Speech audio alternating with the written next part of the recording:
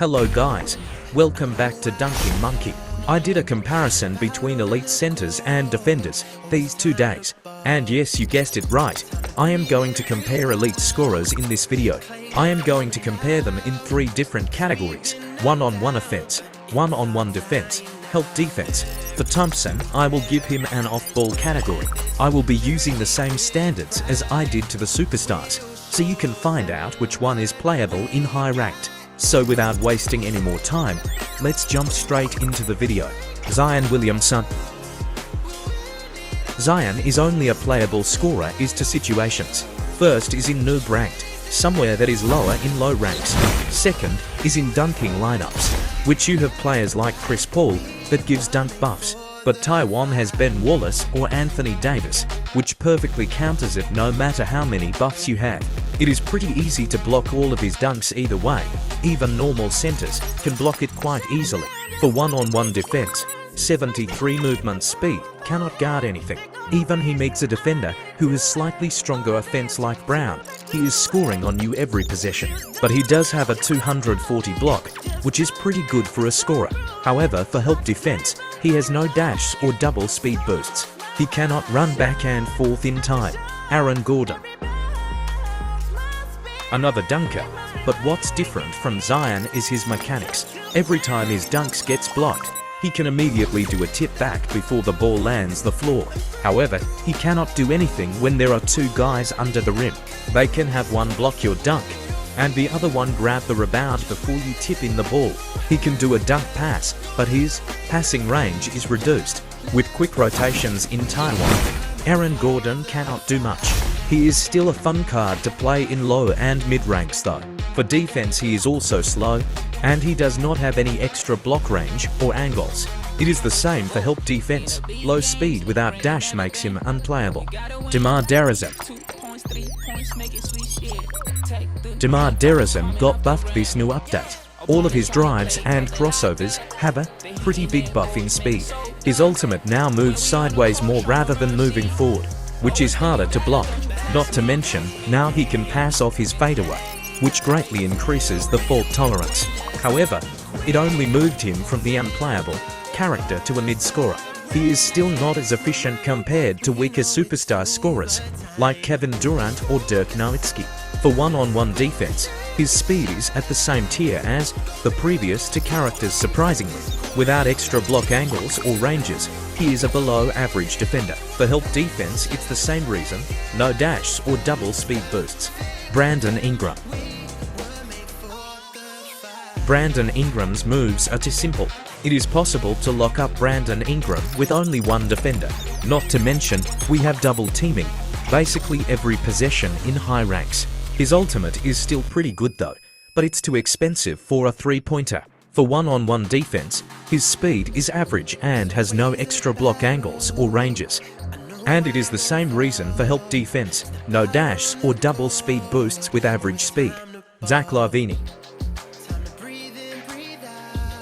Zach Lavine is the best pure dunker in the game. His dunks are hard to block that sometimes low peak players miss the block timing too. But he still is not going to score in high peaks. Everyone mastered the block timing. He cannot play well in spacing lineups too. He cannot pass mid-dunk. He can only pass before the dunk. That is a bit too early for a pass, and centers most likely is recovering in time. He also has a step-back shot, but it is way too easy to contest. Defenders often contest his step-backs and leave the dunk for the centers. For defense, he is quicker than the characters mentioned previously, but still no extra block, steal angles or ranges. He still has no dash or double speed boosts, which is not enough to make quick recoveries. Klay Thompson. Thompson has no dash like Curry or Allen in off-ball movements. He can only dash when there is a transitional possession.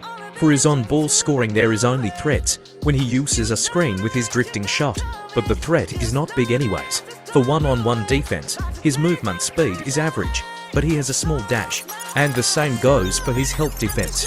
This makes him a decent defender. Devin Booker. To play Devin Booker in high ranked, You must be having incredible reaction and observation skills. He mainly pass back and forth with the center, and continues to catch and shoot, or catch and drive until it's open. The second you are open is super short, and you have to be sensitive and fast. However, it takes too much skills, and often doesn't have enough time to score. His ultimate is easy to block to. For defense, his speed is average, but no dash or double speed boosts. The same goes for help defense. CJ McCollum. McCollum definitely is better than Booker. However, I didn't give him a 7, cause I rated KD a 7 last week for one-on-one offense. He is not at KD level yet. It is still one of the better elite scorers. He can do stepbacks, floaters and layups. His ultimate can also hit contested shots too. However, for his defense, same problem again. No dash or double speed boosts. But his speed is decent though. Jordan Clarkson. His offensive threat is the same level as McCollum, which means he is better than Booker, but not yet at KD level. He can dunk and lay up or do stepbacks. His dribbles moves are complex, but as long as the defender has a speed boost, Jordan Clarkson is not creating any space. For defense, he is decent speed, but no dash or double speed boosts. Jamal Murray. Jamal Murray has no threats without screens. Easy blocked ultimate and stepbacks, and drives that creates no space. His double clutch layups can be blocked if you communicated who to block first.